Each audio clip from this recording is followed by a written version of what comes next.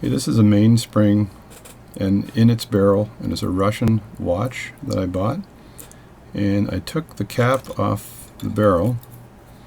The cap looked like this here, and it was on the barrel like that.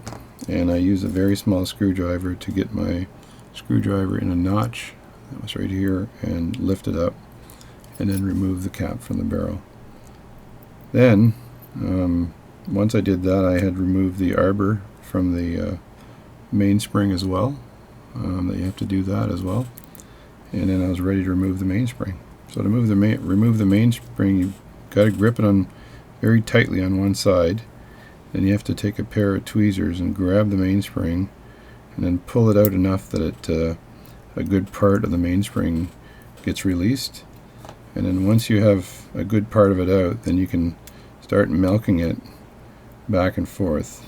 So you do this, milk it like this, and you just rock back and forth with your fingers, letting it go, releasing a bit of the mainspring, and then like so, until it gets close to the end, and then it's just going to pop out on me when it gets to the end, because there's no way of holding it back. And that's the mainspring. So there's the barrel, and the mainspring is out of the barrel now. Then you've got to keep an eye on, make a note of the direction of the winding. So this here winds counterclockwise, like so. So I've taken that note, so when I use my tool to put it in, I'll be able to put it in the tool in the proper direction. So this is the tool I'm going to be used for putting the mainspring back in the barrel. This comes in two pieces. This piece here is used basically to wind the mainspring into the end here, and then you push the button and it pushes the mainspring into the barrel. And it's spring loaded, and you can adjust this part as well. It basically reduces the size of the barrel and increases the size of the barrel. So first thing you do is make sure you get the right size. So I look at this and it's not the right size, it's too big. So I've got another one here, and this one looks like it's too small, and the third one here is just right, just the right size. So that's the Goldilocks method of getting the right spring size. So the second thing you have to do, or the next thing you have to do, is actually hook the spring onto this small arbor pinion here. There's a small hook on the end of it here, and I just have to make sure it's the right size. So you size this, because there's a few of these. If it's too big, then it won't let go. So that looks like it's the right size. So what I have to do now is I have to hook this in, and this is a very tricky part, because I'm going to turn this until it hooks, and the little tiny needle protrusion on that arm will hook into the slot of the mainspring. And once I've got it hooked in nicely, I think I got some hooking action there. Then I have to put the tool on. Now the tricky part here is you only want the spring to come out of one slot of the tool. If it comes out of more than one slot, then you actually have a problem, because it's coming in and out of the tool, and you don't want that to happen. So it looks like I've got it working here. The other trick I have here is to hold the end of the tool, and that's probably why it's got two grips. So you feed it, then you hold the end like that, and it winds the spring in, as you can see.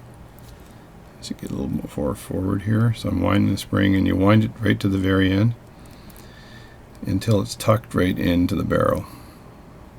And there's a small double spring on the end here that you may or may not be able to see against my finger there. You see that? You have to make sure that's tucked in when it goes into the barrel, because this is used to apply pressure on the very end of the spring of a semi-automatic or fully automatic watch, automatic winding watch. And some manual watches also have that. So I think this Russian one was not an automatic, it was a manual wind. And this is so you don't break the spring or overwind it. It'll slide, and you have to put a special type grease on that spring so it doesn't slide. This is in fact the grease that you put on the mainspring barrel and the outside edges of the barrel, and that prevents it from sliding too much, but it grips it just enough.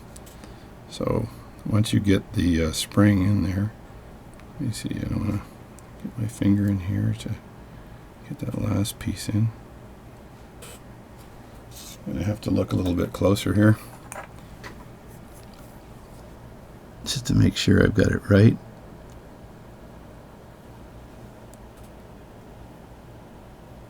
Gotta push that in nicely, like so. There we go. And you can actually see it folding over when you do that.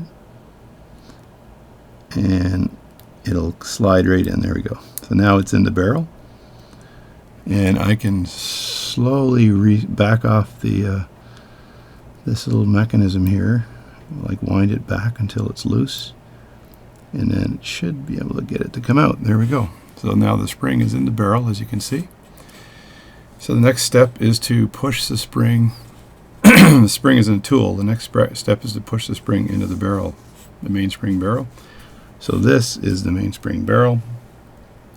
I just have to switch glasses for a second, and you line that up in the barrel like so, like that. It fits nicely. Push down, you'll hear a bit of a clunk. There we go. And then you bring your tool back, and the spring is now in the barrel.